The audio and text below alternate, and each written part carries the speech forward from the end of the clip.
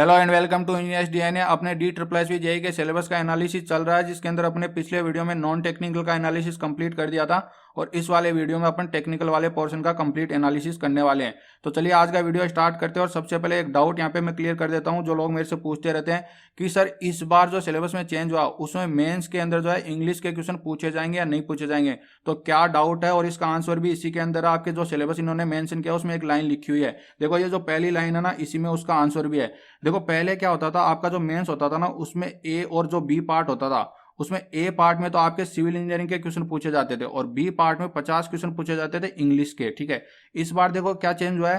Part 1 और जो part 2 है ना, उन दोनों का सिलेबस आज अपन इस वीडियो में डिस्कस करने वाले हैं। ये वाला पूरा देखो यहाँ पे लिखा हुआ है पार्ट 1 और पार्ट 2 टीयर 2 का यही वाला सिलेबस है। इसका मतलब ये हुआ कि इस बार इंग्लिश नहीं है। जो सिविल इंजीनियरिंग वाला पोर्शन है और जो कुछ फर्स्ट ईयर का सिलेबस यहाँ पे ऐड किया ना, वो पूरा पूछा जाएगा आप लोगों से। ठीक है, तो ये बात यहाँ पे क्लियर हो जाती है कि 50 क्वेश्चन जो इंग्लिश के आते थे वो अब आपसे नहीं पूछे जाएंगे मेंस के अंदर।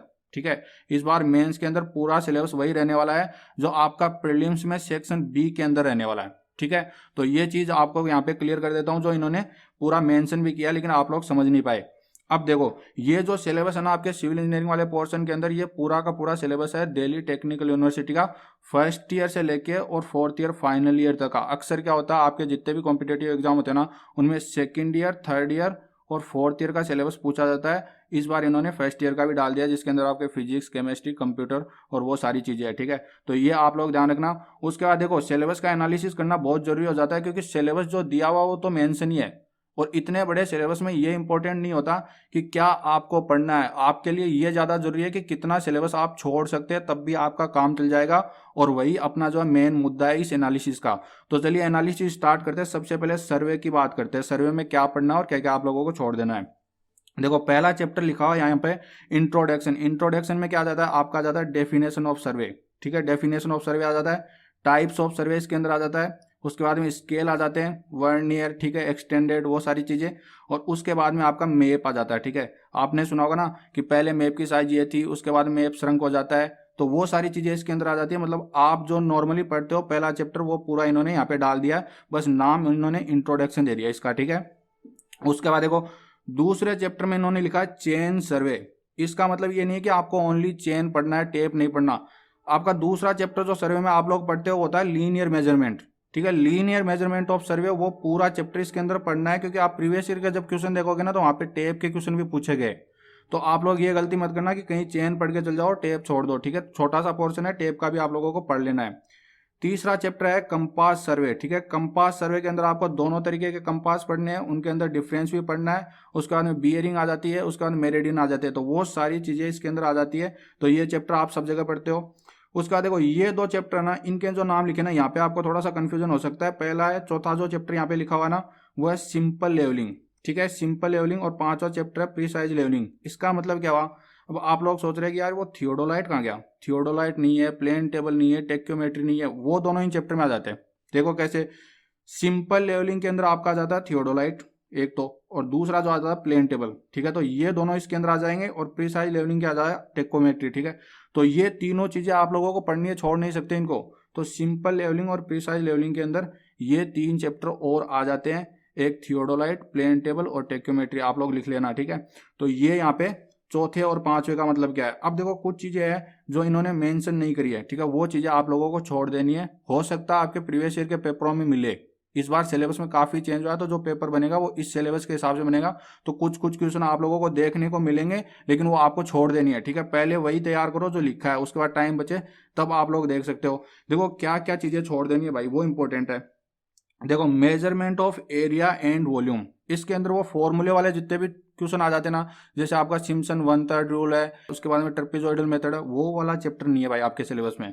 उसके बाद में कर्व नहीं है। ठीक है, कर्व पूरा चैप्टर छोड़ सकते हो। एस्ट्रोनॉमी कंप्लीटली आप छोड़ सकते हो। ठीक है, सिलेबस में मेंशन नहीं है।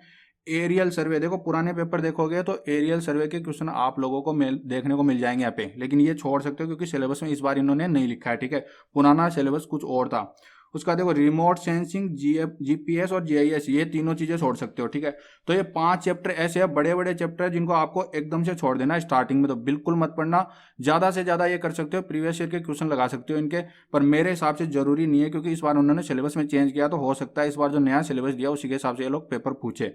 तो ये बात हो गई सर्वे के, 5 चैप्टर इन्होंने दिए और 5 जो आपके सिलेबस में नहीं है, ठीक है। तो ये आप ध्यान रखना भाई। अब आ जाते हैं भाई दूसरे वाले सब्जेक्ट में, वो है भाई आपका कंस्ट्रक्शन मटेरियल, ठीक है। ये बीएमसी वाला पोर्शन है, ठीक है। बीएमसी को 3 पार्ट में डिवाइड किया इन्होंने, 3 अलग अलग नाम लिखे सब्जेक्ट के। पहला जो है कंस्ट्रक्शन मटेरियल है, दूसरा है कॉन्क्रीट टेक्नोलॉजी और तीसरा है बिल्डिंग कंस्ट्रक्शन, ठीक है। तो इस तरीके से 3 अलग अलग सब्जेक्ट इन्होंने लिखे हैं। देखो पहले में क्या है, बिल्डिंग स्टोन पढ़ना है, ठीक है। उसके बाद में आपको ब्रिक पढ़नी है, सीमेंट पढ़नी है, लाइम पढ़नी है, टिम्बर पढ़ना, पेंट्स, उसके बाद सीमेंट दोबारा से लिख दिया, और उसके बाद में पेंट्स और मेटल, ठीक है। ये 2 नाम इन्होंने 2 बार लिख दिए, लेकिन आप लोगों को देख के पता लग गया कि पूरा का पूरा बीएमसी है, इसके अंदर कुछ भी इन्होंने छोड़ा नहीं है। जो आपका एसएससी का सिलेबस है वो पूरा का पूरा इन्होंने यहाँ पे डाल दिया, ठीक है। तो आपको बीएमसी भाई कंप्लीट पढ़नी है। एक चीज इन्होंने नहीं लिखी लेकिन वो आपको पढ़नी है, वो है मोर्टार। देखो मोर्टार का नाम आप लोगों को यहाँ पे नहीं दिख रहा होगा, लेकिन मोर्टार को आप लोगों को कवर करना है। और ये जितने भी टॉपिक है इनमें देखो क्या क्या पढ़ना है, आप लोगों को पढ़नी है इनकी मैन्युफैक्चरिंग प्रोसेस, ठीक है। मैन्युफैक्चरिंग की क्या प्रोसेस है, उसके बाद में types and classification, properties, test and uses. अब कुछ लोग सोचेंगे कि यार टेस्ट तो इन्होंने लिखे नहीं है, तो इनके टेस्ट नहीं पढ़ने भाई। जितने भी सीमेंट के टेस्ट होते हैं, जितने भी ब्रिक के टेस्ट होते हैं, वो सारे आप लोगों को कवर करने हैं यहाँ पे, ठीक है। तो ये सारी चीजें आप लोगों को पढ़नी है, इसमें समझाने जैसा कुछ है नहीं, एकदम साफ साफ लिख दिया कंस्ट्रक्शन मटेरियल का सिलेबस, ठीक है। तो मोर्टार का आप लोग ध्यान रखना, थोड़ा सा मोर्टार आप लोगों को पढ़ के जाना है। उसके बाद आ जाता हूँ कॉन्क्रीट टेक्नोलॉजी पे। देखो कॉन्क्रीट टेक्नोलॉजी में आपको लिखा है सीमेंट, एग्रीगेट, उसके बाद में लिखा है यहाँ पे परपोर्शनिंग ऑफ कंक्रीट, ठीक है। यहाँ पे कंक्रीट मिक्स की बात हो रही है, ठीक है। कंक्रीट मिक्स की डिजाइन किस तरीके से करते हैं, वहां से आपसे न्यूमेरिकल पूछा जाएगा, पहले भी पूछा गया है, तो वो यहाँ पे चौथे पॉइंट में इन्होंने लिखा है। उसके बाद देखो कॉन्क्रीटिंग ऑपरेशन लिखे हैं, किस तरीके से कॉन्क्रीट पूरी प्रोसेस होती है, किस तरीके से आप कॉन्क्रीट को मिलाते हो, उसके बाद मिक्सिंग करने के बाद में किस तरीके से ट्रांसपोर्ट करते हो, तो वो सारी चीजें इसके अंदर आ जाती है, पूरा प्रोसेस आ जाता है, ठीक है। तो सारे स्टेप आपको कवर करने हैं यहाँ पे। उसके बाद में लिखा है ड्यूरेबिलिटी ऑफ कंक्रीट, ठीक है। तो यहाँ पे कंक्रीट जब आपका पूरा बन चुका है, उसके बाद में उस पर क्या क्या आप टेस्ट परफॉर्म करते हो, ठीक है, ड्यूरेबल है कि नहीं है, वो सारी चीजें चेक करते हो, वो यहाँ पे लिख दी है। तो कंक्रीट बन चुका है, उसकी पूरी प्रोसेस, उसके बाद में बनने के बाद में उसकी ड्यूरेबिलिटी किस तरीके से चेक करते हो, वो चीज इसके अंदर पूछ लिया है। उसके बाद में देखो स्पेशल पर्पज कंक्रीट, इसके अंदर आपका वो आ जाता है, जैसे hot and cold weather concrete जो है, उसके बाद में आप लोगों का सी वाटर के अंदर जो कंक्रीट यूज करते हैं, वो सारी चीजें आ जाती है। तो मतलब स्पेशल पर्पज के लिए जो आप कंक्रीट बनाते हो 6-7 तरीके के, वो सारे आप लोगों को इसके अंदर पढ़ के जाने हैं, ठीक है। उसके बाद में देखो लास्ट में लिखा properties of concrete in plastic stage. इसका मतलब क्या हुआ, जब आपका कंक्रीट सेट हो चुका है, ठीक है, उसके बाद में उसकी प्रॉपर्टीज आप कैसे चेक करते हो, क्या क्या प्रॉपर्टीज होती है और कौन कौन से टेस्ट होते हैं। जैसे आपने सुना होगा ना एनडीटी, ठीक है, नॉन डिस्ट्रक्टिव टेस्टिंग, वो इसके अंदर है, ठीक है। तो इसका मतलब ये होता है कि प्लास्टिक स्टेज के अंदर आपकी कौन कौन सी कंक्रीट की प्रॉपर्टी चेक करते हो और किस तरीके से चेक करते हो, तो वो सारे टेस्ट जो परफॉर्म करते हो ना, वो यहाँ पे पूछ लिया, मतलब एनडीटी आपको सारे पढ़ने हैं, ठीक है। तो ये हो गई इसकी बात। अब देखो कुछ चीजें यहाँ पे मेंशन नहीं है, लेकिन वो चीजें पढ़नी है, ठीक है। देखो पहला है सेंड, जब आप कंक्रीट बनाते हो तो इन्होंने सीमेंट लिख दिया, एग्रीगेट लिख दिया, सेंड और वाटर नहीं लिखा, तो ये आप लोगों को पढ़ना है सेंड की प्रॉपर्टीज और वाटर की प्रॉपर्टीज, ठीक है। पीएच कितनी होनी चाहिए, कौन से जोन की अपन लोग सेंड यूज करते हैं, तो वो सारी चीजें देख लेनी है आप लोगों को। उसके बाद देखो एडमिक्सचर भी पढ़ना है। एडमिक्सचर के पहले क्वेश्चन आए बहुत सारे और इस बार भी आएंगे, ठीक है। कॉन्क्रीट टेक्नोलॉजी लिख दिया, इसका मतलब सब कुछ आ गया उसके अंदर। उसके बाद देखो टेस्ट ऑफ कंक्रीट, ऑब्वियसली आप लोगों को पढ़ने हैं, अगर कंक्रीट टेक्नोलॉजी पढ़े हो तो टेस्ट ऑफ कंक्रीट के पढ़ोगे। तो ये सारी चीजें आप लोगों को अच्छे से ध्यान रखना है। ध्यान रखने वाली यहाँ पे ये एक ही चीज थी कि आपको एनडीटी पढ़नी है, जो आप नॉर्मली कई कई एग्जाम में नहीं पूछी जाती, लेकिन यहाँ पे पूछे जाएंगे। एनडीटी के सारे टेस्ट आप लोगों को पढ़ लेने हैं। अब देखो चौथा सब्जेक्ट आपका है भाई soil mechanics and foundation engineering. Foundation engineering भी आप लोगों को पढ़ना है सॉइल मैकेनिक्स के साथ में, ठीक है। अब देखो सिलेबस क्या दिया इन लोगों ने, पहला चैप्टर दिया है इंट्रोडक्शन, इसके अंदर आपका वही है पहला और दूसरा चैप्टर जो इन्होंने लिखा है ना, उसमें जो आप पहला चैप्टर पढ़ते हो वो पूरा का पूरा वही है, ठीक है, जिसके अंदर आप टाइप्स ऑफ सॉइल पढ़ते हो, ठीक है, रेजिडुअल, एलुवियल्स, वो सारी चीजें इन्होंने यहाँ पे लिखी हुई है। और उसके बाद में क्या पढ़ते हो आप, इंजीनियरिंग प्रॉपर्टीज ऑफ सॉइल, जिसके अंदर छोटे छोटे फॉर्मूले पढ़ते हो। तो पहले और दूसरे के अंदर आपका पहला चैप्टर जो आप लोग पढ़ते हो वो सारा का सारा इन्होंने डाल दिया है। अब देखो तीसरे के अंदर क्या है, सॉइल क्लासिफिकेशन एंड आइडेंटिफिकेशन। इसके अंदर सॉइल के क्लासिफिकेशन जितने भी तरीके से होता है ना, चाहे वो आईएस मेथड से हो, चाहे वो चार्ट वाले मेथड से हो, वो सारी चीजें आप लोगों को यहाँ पे पढ़नी है, ठीक है। तो ये चैप्टर आप तीसरा आप पढ़ते हो। उसके बाद देखो चौथा क्या है, flow of water through soils. देखो यहाँ पे परमेबिलिटी और सीपेज इन्होंने मेंशन नहीं किया है, लेकिन इस चैप्टर का मतलब यही होता है। तो आप लोग कंफ्यूज नहीं होना कि परमेबिलिटी और सीपेज तो लिखा नहीं है, तो मैं छोड़ देता हूँ, ठीक है। ये चौथे चैप्टर का जो नाम है ना, flow of water through soils, इसका मतलब यही है, ठीक है। उसके बाद देखो पांचवा है आपका इफेक्टिव स्ट्रेस वाला चैप्टर। छठा लिखा है इन्होंने डिफॉर्मेशन ऑफ सॉइल्स, ठीक है। अब देखो इसके अंदर क्या भाई, इसके अंदर तीन चैप्टर आ जाते हैं। एक तो आ जाता है आपका कंप्रेसिबिलिटी, कंसोलिडेशन एंड कॉम्पैक्शन। तीनों एक ही चैप्टर में पढ़ते हो आप नॉर्मली, लेकिन तीन जो अलग अलग पोर्शन आ जाते हैं। तो इन्होंने क्या किया, डिफॉर्मेशन ऑफ सॉइल लिख दिया, उनके नाम नहीं लिखे, तो वो पढ़ना आपको, ठीक है। कंप्रेसिबिलिटी और कंसोलिडेशन। यहाँ पे कॉम्पैक्शन क्यों नहीं लिखा, क्योंकि देखो कॉम्पैक्शन का 8वें चैप्टर में अलग से इन्होंने नाम लिख दिया है। तो कुछ लोग सोचेंगे यार ओनली कॉम्पैक्शन पढ़ लेता हूँ, ठीक है, ये दो चीजें छोड़ देता हूँ, कंप्रेसिबिलिटी और कंसोलिडेशन। नहीं भाई, ये यहाँ पे नाम लिख दिया इन्होंने डिफॉर्मेशन ऑफ सॉइल, तो यहाँ पे आप लोग थोड़ा सा ध्यान रखना। सातवां जो चैप्टर है वो है स्ट्रेंथ कैरेक्टरिस्टिक ऑफ सॉइल, ठीक है। इसके अंदर आपका शियर स्ट्रेंथ वाला जो पूरा चैप्टर आ जाता है, वो पूरा का पूरा चैप्टर इसके अंदर इन्होंने डाल दिया। उसके बाद देखो बियरिंग कैपेसिटी ऑफ फाउंडेशंस, इसके अंदर फाउंडेशंस लिखा है भाई, ठीक है, ना कि फाउंडेशन। तो सेलो और डीप दोनों तरीके के फाउंडेशन आ जाते हैं, और बियरिंग कैपेसिटी लिख दिया, इसका मतलब पूरे के पूरे चैप्टर आ गए, उनके टेस्ट भी आ गए, ठीक है। तो ये ध्यान रखना। उसके बाद में लास्ट में लिखा है इन्होंने सॉइल एक्सप्लोरेशन, ठीक है। इसके अंदर आपका जो सॉइल सैंपलर वाला टॉपिक है ना, वो पूरा आ जाता है। अब देखो क्या क्या चीजें इन्होंने नहीं लिखी, वो आप छोड़ सकते हो, जो आपको नहीं पढ़ने है। देखो पहला चैप्टर है स्टेबिलिटी ऑफ स्लोप, ये चैप्टर आपको कंप्लीटली छोड़ देना है। उसके बाद में स्ट्रेस डिस्ट्रीब्यूशन इन सॉइल, इसके अंदर आप वेस्टगार्ड थ्योरी और बुजिनेस थ्योरी से जो आपका स्ट्रेस डिस्ट्रीब्यूशन निकालते हो अलग अलग लोडिंग के हिसाब से, वो पूरा चैप्टर ही छोड़ देना है, ठीक है। उसके बाद में earth pressure theories, active earth pressure, passive earth pressure, और वो जो जितनी भी थ्योरीज है ना, वो सारी छोड़ देनी है आप लोगों को, ठीक है। उसके बाद में methods of improvements in soil, ठीक है। इसके अंदर आप अलग अलग मेथड देखते हो ना, कि सीमेंट मिला के उसके बाद में सॉइल की आप स्ट्रेंथ वगैरह इंप्रूव कर रहे हो, उसकी जो प्रॉपर्टीज है उनमें इंप्रूव कर रहे हो, या फिर लाइम मिला रहे हो, या फिर बिटुमिन भी कभी कभी मिलाते हो कंडीशन के हिसाब से। तो वो जो चैप्टर है ना, वो सारे के सारे मेथड है, ठीक है। सॉइल की स्ट्रेंथ को या फिर उसकी प्रॉपर्टीज को इंप्रूव करने के जितने भी मेथड है चौथे चैप्टर में, वो सारे के सारे आप लोगों को छोड़ देने।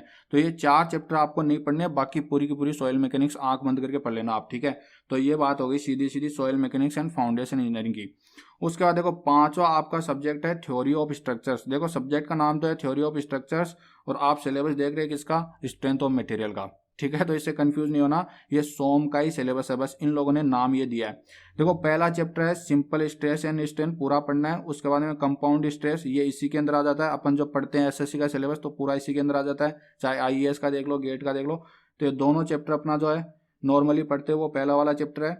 उसके बाद देखो bending movement and shear force, ठीक है, पूरा चैप्टर आ गया। उसके बाद में बेंडिंग स्ट्रेस, शियर स्ट्रेस, ये दोनों आ गए। देखो छठे में थोड़ा सा कंफ्यूजन होगा, यहाँ पे लिखा combined direct and bending stress.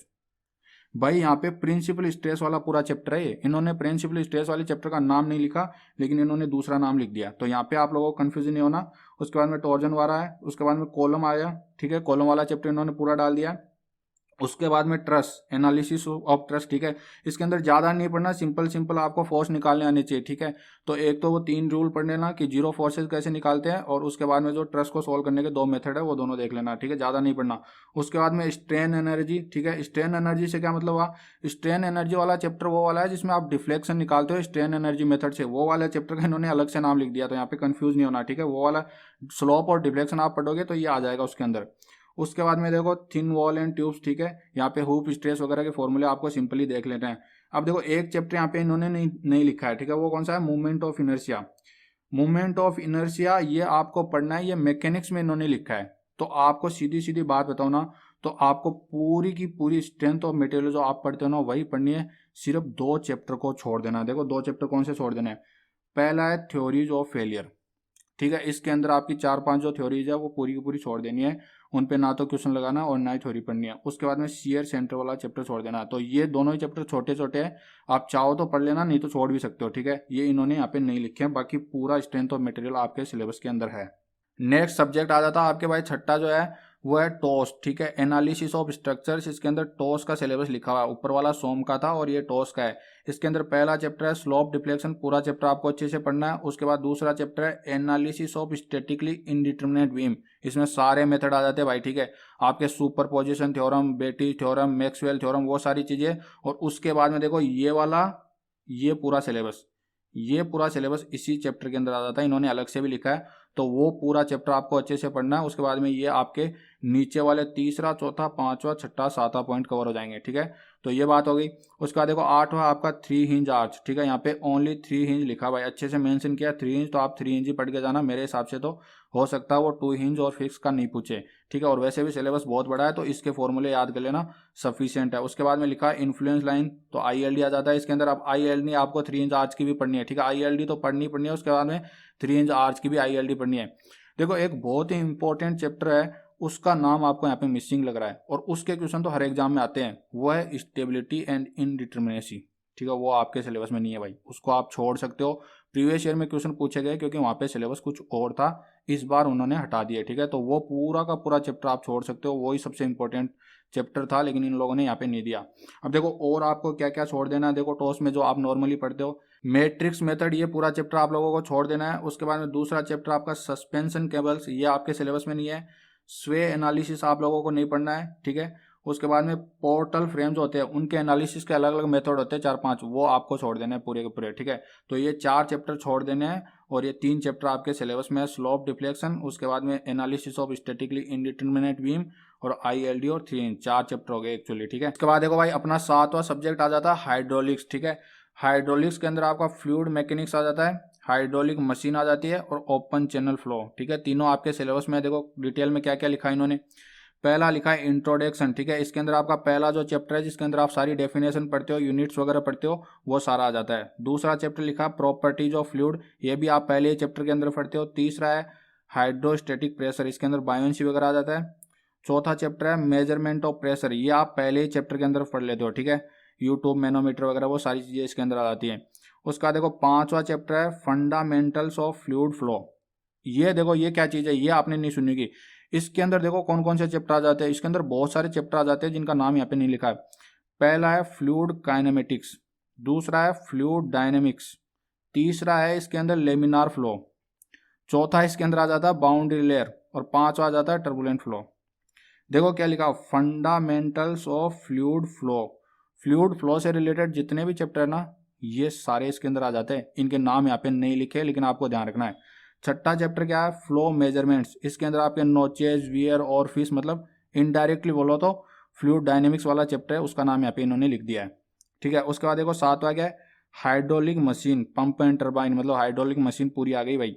उसके बाद देखो flow through pipes, flow through pipes पूरा चैप्टर है। उसके बाद में लास्ट में लिखा है फ्लो थ्रू ओपन चैनल, मतलब OCF भी पूरा है, ठीक है। तो सिंपल सिंपल बोलो तो पूरी फ्लूइड मैकेनिक्स पढ़नी है, सिर्फ एक चैप्टर को छोड़ के, वो है आपका डायमेंशनल एनालिसिस।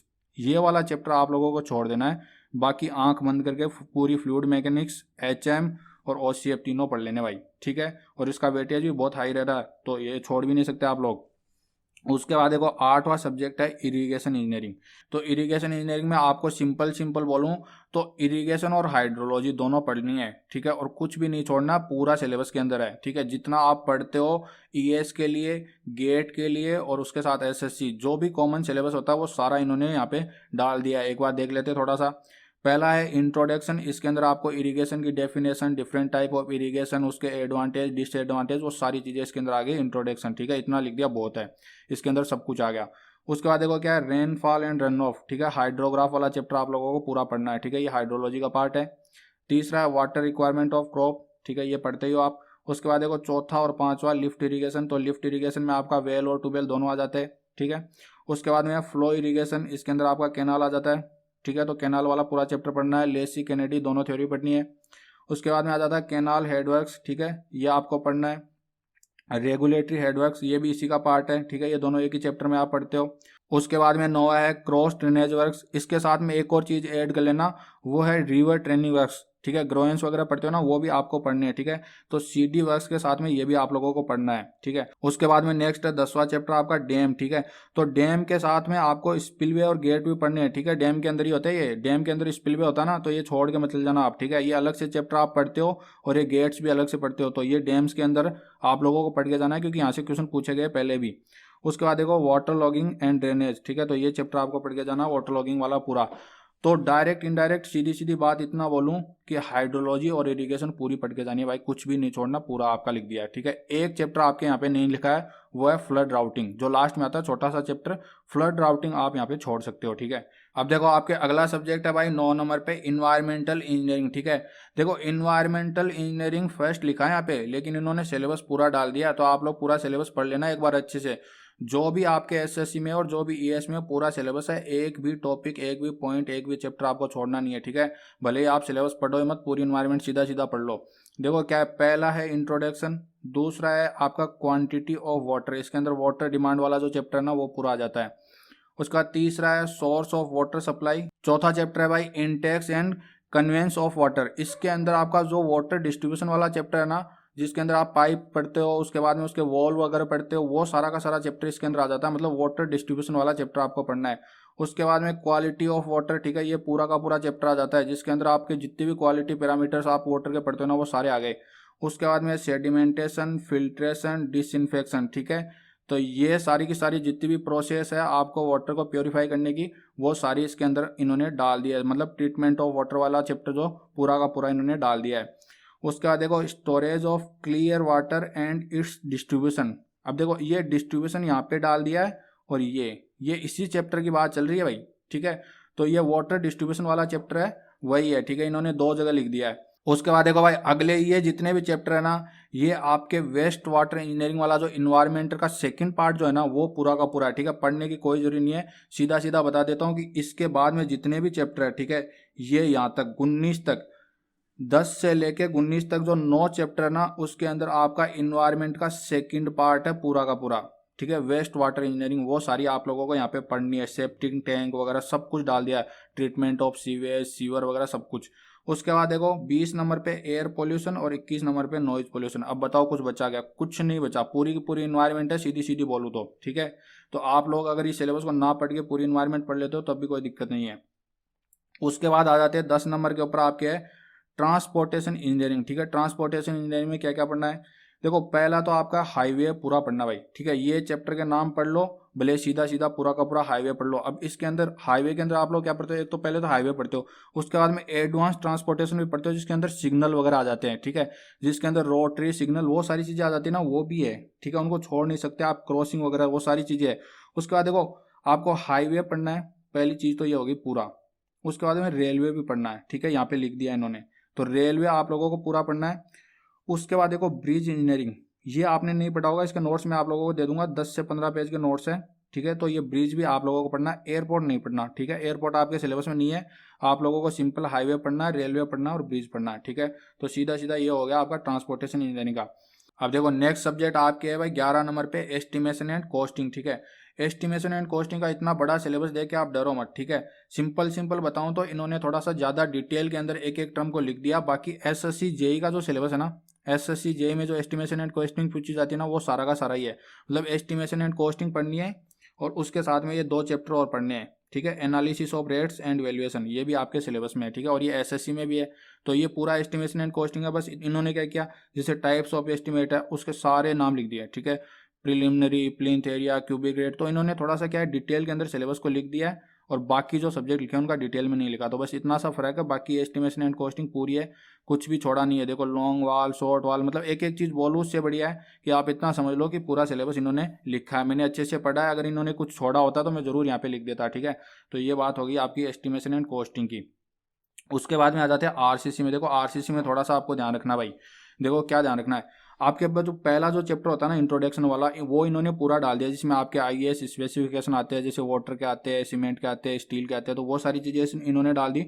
उसके बाद देखो इन्होंने यहाँ पे क्या डाला, आपको वर्किंग स्ट्रेस मेथड पढ़ना है, अल्टीमेट स्ट्रेंथ मेथड और लिमिट स्टेट, ये 2 तो आप पढ़ते हो, वर्किंग और लिमिट तो पढ़ते हो, लेकिन ये भी पढ़ना भाई, अब इन्होंने डाल दिया तो क्या कर सकते हैं।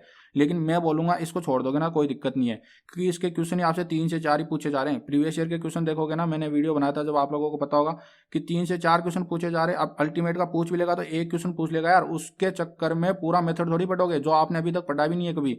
तो ये चीजें छोड़ देना, आप अल्टीमेट वाली छोड़ देना, जो आपने पढ़ रखा उतना पढ़ लेना सफिशियंट है। देखो इन्होंने क्या बोला, एक तो सिंगली रेनफोर्स बीम आपको पढ़नी है, ठीक है। उसके बाद में लिमिट स्टेट से, WSM से, दोनों मेथड से आप पढ़ लेना, सिंगली और डबली और फ्लेंज, ठीक है। तो बीम आपको पूरी पढ़नी है, इन चैप्टर में यही लिखा हुआ है। और उसके बाद में कर्टेलमेंट इन्होंने अलग से लिख दिया, बाकी ये पढ़ते हुए इसके अंदर इसके क्लोज आते ही है। उसके बाद में आपको डिजाइन ऑफ शियर पढ़ना है और डेवलपमेंट लेंथ पढ़नी है, ठीक है। तो इसके अंदर टॉर्जन भी आ गया। टॉर्जन इसलिए आ गया क्योंकि ये नोवा पढ़ो, डिजाइन ऑफ बीम। तो डिजाइन ऑफ बीम के अंदर आपके शियर से और उसके बाद में डेवलपमेंट लेंथ और टॉर्जन तीनों नहीं आ जाते क्या? शियर, बेंडिंग और टॉर्जन तीनों तो आ जाते हैं। तो यहाँ पे ये लिख दिया तो टॉर्जन लिखने की जरूरी नहीं है। तो आप लोग ध्यान रखना कि इस चैप्टर को छोड़ना नहीं है, इसको पढ़ना, हो सकता है इसी से एक क्वेश्चन पूछ ले, तो ऐसी गलती मत करना, छोटा सा चैप्टर है। उसके बाद देखो इन्होंने बहुत कुछ नहीं लिखा है, तो वो चीजें छोड़ भी सकते हो। देखो क्या क्या इन्होंने नहीं लिखा है, उस पर ध्यान दो भाई। पहला है स्लेब, ठीक है। स्लेब आपको नहीं पढ़नी है, ठीक है। आपको स्लेब कोई सी भी नहीं पढ़नी है। उसके बाद में आपको कॉलम वाला चैप्टर पूरा छोड़ देना है, फुटिंग वाला छोड़ देना और प्री स्ट्रेस कंक्रीट, ठीक है। तो मेजर पोर्शन जो है आरसीसी का वो आपके सिलेबस में है ही नहीं, और इसीलिए यहाँ से 3 से 4 ही क्वेश्चन पूछे जाते हैं। तो ये सारी चीजें आप लोग छोड़ देना, ठीक है। उसके बाद में देखो 13 नंबर पे आपके आ जाता है डिजाइन ऑफ स्टील स्ट्रक्चर। देखो डिजाइन ऑफ स्टील स्ट्रक्चर ना पूरा आपके सिलेबस में है, कंप्लीट सिलेबस आपके है, सिर्फ एक चीज को छोड़ के, वो है प्लास्टिक एनालिसिस। जो लास्ट में आप पढ़ते हो ना प्लास्टिक एनालिसिस वाला चैप्टर, वो छोड़ देना, बाकी पूरा पढ़ना भाई, ठीक है। ट्रस वगैरह सब कुछ पढ़ना है, ट्रस पढ़ना है, ग्रीडर पढ़ना है, कंप्रेशन मेंबर पढ़ना है, टेंशन मेंबर पढ़ना है, कनेक्शन पढ़ना है, ठीक है। तो यही तो 4-5 चैप्टर होते हैं, तो छोड़ा तो इन्होंने कुछ भी नहीं है, ठीक है। तो ये बात होगी आपके स्टील की कि प्लास्टिक एनालिसिस आपके सिलेबस में नहीं है। उसके बाद देखो भाई नेक्स्ट सब्जेक्ट आपके आ जाता है 14 नंबर पे बिल्डिंग कंस्ट्रक्शन, ठीक है। इस सब्जेक्ट को मैंने इतना लेट क्यों डाला, इसको तो बिल्डिंग मटेरियल के साथ डालना चाहिए था ना। देखो सिंपल सी बात बताऊं क्या, इसमें लिखे 16 चैप्टर और ये इतने बड़े हैं ना, ये अपने आप में भाई बहुत बड़ा सब्जेक्ट है। लेकिन इसका क्वेश्चन अगर पूछा जाए ना तो मैक्सिमम 1 या 2, इससे ज्यादा क्वेश्चन किसी एग्जाम में पूछे भी नहीं जाते, और इसमें भी नहीं पूछे गए प्रीवियस ईयर में। ज्यादातर जो पोर्शन होता है ना वो आपका बिल्डिंग मटेरियल और कंक्रीट टेक्नोलॉजी का ही होता है, इसलिए मैंने इसको इंपॉर्टेंस के हिसाब से 14 नंबर पे डाला है। ये जितने भी नाम देख रहे हो ना आप सब्जेक्ट की सीक्वेंस, वो इंपॉर्टेंस के हिसाब से, ऐसे नहीं मैंने मुंह उठा के यहाँ पे डाल दिए। आपका जो सिलेबस लिखा ना उसमें सीक्वेंस अलग है और मैंने यहाँ पे डाले इंपॉर्टेंस के हिसाब से। तो ये आप लोग नोट कर लेना, ठीक है। वीडियो को एक बार वापस से पीछे जाके देख लेना और सीक्वेंस नोट कर लेना, आपको इसी तरीके से पढ़ना है। अब इसके अंदर समझाने जैसा कुछ है ही नहीं, सब कुछ डाल दिया इन्होंने, arch, door, floor, roof, scaffolding, shoring, सब कुछ, जितना डीपीसी वगैरह, स्टेयरकेस, मतलब कुछ नहीं छोड़ा यार। सीधी सीधी बात है, बिल्डिंग कंस्ट्रक्शन पूरा डाल दिया। मैं तो बोलता हूँ इस पूरे सब्जेक्ट को छोड़ देना, 1-2 क्वेश्चन आएगा, बहुत बड़ा सिलेबस है, बाकी चीजें अच्छे से तैयार कर लो आप लोग, ठीक है। अब देखो लास्ट में इन्होंने 15 नंबर पे एक और सब्जेक्ट लिखा है सिविल इंजीनियरिंग का, ठीक है। वो है आपका कंस्ट्रक्शन मैनेजमेंट एंड अकाउंट्स। ये आपने नहीं पढ़ा होगा भाई, अगर किसी ने ईएस की तैयारी करी ना उसने जरूर पढ़ा होगा। इसके अंदर जितना कुछ भी रामलीला लिखी हुई है ना, ये ऊपर वाले नोक के अंदर, इसमें मैं बता देता हूँ सीधा सीधा। देखो ये प्रोजेक्ट मैनेजमेंट है ना, ये तो है सीपीएम पार्ट, ठीक है। सीपीएम पार्ट के अंदर आप क्या पढ़ते हो, प्रोजेक्ट मैनेजमेंट की टेक्निक्स, सीपीएम पार्ट यही तो है। तो सीपीएम पार्ट तो लिख दिया इन्होंने 6 नंबर में। बाकी बचे हुए जो 8 है ना, मतलब ये टोटल 9 है, इनमें से जो 8 चैप्टर है ना वो इंजीनियरिंग सर्विसेज, ठीक है। ईएसी प्री के अंदर है ना प्रोजेक्ट मैनेजमेंट के नाम से एक पूरा का पूरा सब्जेक्ट है, वो पूरा डाल दिया इन्होंने, ठीक है। ईएसी प्री के अंदर ये प्रोजेक्ट मैनेजमेंट वाला जो सब्जेक्ट है ना वो पूरा पढ़ना है भाई आपको, ठीक है, ध्यान रखना। और उसके बाद देखो 10 नंबर पे लिखा है प्रोफेशनल एथिक्स, ईएसी प्री में, ठीक है। ईएसी प्री के अंदर एथिक्स का एक पूरा सब्जेक्ट है, वो पूरा ही है। तो अल्टीमेटली सीधी सीधी बोलूँ तो ये 15 नंबर में 3 सब्जेक्ट है, प्रोजेक्ट मैनेजमेंट जो ईएस में आप पढ़ते हो प्री में, उसके बाद आपका सीपीएम पार्ट और उसके बाद में एथिक्स। अब किसी की हिम्मत हो तो पढ़ लेना भाई, ठीक है।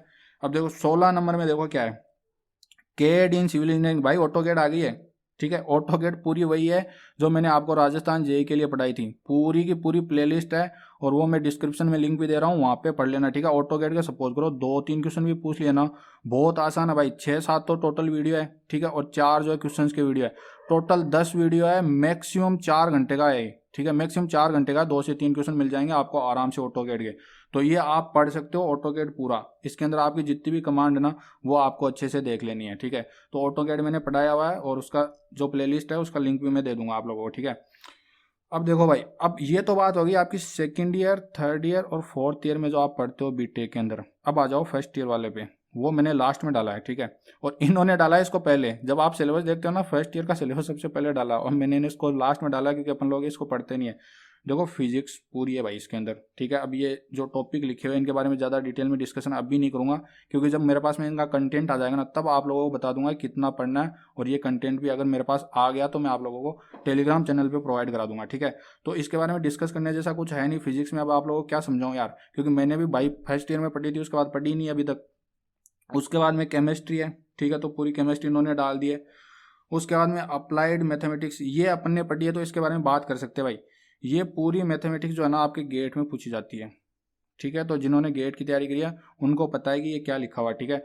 गेट में ये सारे चैप्टर होते हैं, एलजेब्रा होता है, डिटर्मिनेंट्स होते हैं, उसके बाद में मैट्रिक्स होती है सारी की सारी, उसके बाद में ज्योमेट्री होती है, वेक्टर होते हैं, कैलकुलस होती है, इंटीग्रल कैलकुलस होती है, मतलब सब कुछ होता है। सीधी सीधी बात बोलूँ तो ये गेट का पूरा सिलेबस है, ठीक है। और यही इंजीनियरिंग मैथमेटिक्स में। अब देखो अपन ने जब बीटेक में पढ़ा था ना इंजीनियरिंग मैथमेटिक्स, तो और भी कुछ चैप्टर थे, तो बीटेक वाला उठा के मत पढ़ने लग जाना। यहाँ पे ओनली आपके गेट वाला ही सिलेबस है, ठीक है। क्योंकि बीटेक में आपके चली थी 2 सेमेस्टर, ठीक है, तो इन्होंने एक ही सेमेस्टर का डाला है बेसिकली, सीधी सी बात ही है। अब देखो अगला सब्जेक्ट है भाई आपके इंजीनियरिंग मैकेनिक्स, ठीक है। इंजीनियरिंग मैकेनिक्स का पूरा जो सिलेबस है ना वो गेट का ही है, ठीक है। गेट में जो आप लोगों को पढ़ाया जाता है ना वही पूरा सिलेबस है गेट वाला। इसके अंदर बहुत सारा पोर्शन तो जो आपके सोम का ही है, जैसे सेंटर ऑफ ग्रेविटी हो गया, मूवमेंट ऑफ इनर्शिया हो गया, ठीक है, मूवमेंट्स हो गए, ये तो आपको सोम में भी पढ़ाते हैं, ठीक है। तो इंजीनियरिंग मैकेनिक्स में ज़्यादा कुछ नहीं है, 10 से 15 पेज का सिलेबस एक्स्ट्रा आप लोग पढ़ लेना। 1 से 2 क्वेश्चन तो मान के चलो पूछे जाएंगे। पुराने जो पेपर है ना उनमें पूछे गए। एक पेपर तो ऐसा भी था जिसमें 17 क्वेश्चन इंजीनियरिंग मैकेनिक्स के थे। जब मैंने आप लोगों को वेटेज बताया था ना तब ये चीज़ हाईलाइट करके बताई थी। तो इंजीनियरिंग मैकेनिक्स को तो पढ़ ही लेना, ठीक है। ईजी भी है, आप लोगों के समझ में आ जाएगी आराम से। कोई नहीं पढ़ाएगा तब भी आपको नोट से काम चल जाएगा, तो ये आप पढ़ लेना भाई, ठीक है। इसमें सिंपल सिंपल है यार, वर्क, पावर, एनर्जी, फ्रिक्शन, बिल्कुल सिंपल मैकेनिक्स है, ठीक है। तो ये आप पढ़ सकते हो। उसके बाद में देखो बेसिक इलेक्ट्रिकल इंजीनियरिंग, ये फर्स्ट ईयर वाला पूरा सिलेबस है, ठीक है, इसको कोई डिस्कस नहीं करेंगे। उसके बाद में एलिमेंट्स ऑफ मैकेनिकल इंजीनियरिंग, ये भी पूरा आपका फर्स्ट ईयर का सिलेबस। उसके बाद में 23 नंबर पे है भाई कंप्यूटर एप्लीकेशन। इसको तो देखना ही मत तुम, मैं सही बोल रहा हूँ, तुमको देखना ही मत। इसमें इतना कुछ डाल दिया ना तुमको 1 साल लग जाएगा पढ़ने में, ठीक है। इसमें पूरा फर्स्ट ईयर का सिलेबस डाल दिया, सारी तो इन्होंने लैंग्वेज डाल दी भाई, सी प्लस, जावा, पाइथन, सब कुछ डाल दिया, जितना डाल सकता था ना, जितनी को औकात थी सब कुछ डाल दिया। तो इसके क्या क्या पूछेगा, ज़्यादा से ज़्यादा भाई 2 क्वेश्चन पूछ लेगा, मैक्सिमम 3 पूछ लेगा। 3 क्वेश्चन के लिए इतना कुछ पढ़ोगे कि भाई मैं तो बोलता हूँ आप सीधा सीधा सिविल इंजीनियरिंग पहले पूरी अच्छे से तैयार करो। फिर उसके बाद में इस कंप्यूटर को पढ़ने से ज़्यादा बेटर है कि आप इंडिया का जीके पढ़ लो भाई, मेरे हिसाब से तो ज़्यादा सही है, ठीक है। सिविल इंजीनियरिंग पढ़ो, उसके साथ में ना एक तो ऑटोकेड पढ़ लेना, ठीक है, ऑटोकेड आप पढ़ सकते हो, और एक जो है मैकेनिक्स, ठीक है। तो सिविल इंजीनियरिंग पूरी पढ़ो, ऑटोकेड पढ़ो, मैकेनिक्स पढ़ो।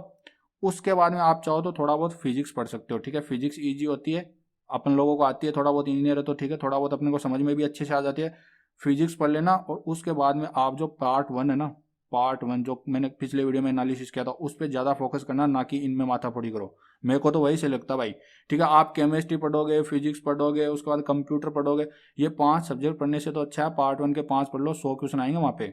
यहाँ पे तो ऑब्वियसली जो है सिविल इंजीनियरिंग को प्रायोरिटी दी जाएगी, इतना कुछ पढ़ने के बाद भी बहुत कम क्वेश्चन मिलेंगे इनके। तो ये है भाई पूरा का पूरा आपका सिलेबस, मैंने एनालिसिस कर दिया, ठीक है। थोड़ा सा ज़्यादा डिटेल में तो नहीं किया, सीधा सीधा शॉर्ट में कर दिया, लेकिन आप लोगों को, मुझे पता है जो लोग पहले से तैयारी कर रहे हैं उन लोगों को समझ में आ गया, ठीक है। और जो फ्रेशर लोग हैं वो तो क्या एनालिसिस करो यार, 2 महीने का तो टाइम है, क्या क्या पढ़ लोगे भाई। जिसने बिल्कुल आज तक बिल्कुल भी एक भी कंपटीशन नहीं दिया ना, उसके लिए तो बहुत टफ काम है। तो मैं डिटेल में एनालिसिस कर भी देता तब भी उसको कुछ समझ में नहीं आता। तो ये बात थी भाई एनालिसिस की। तो आज के वीडियो में बस इतना ही भाई, धन्यवाद।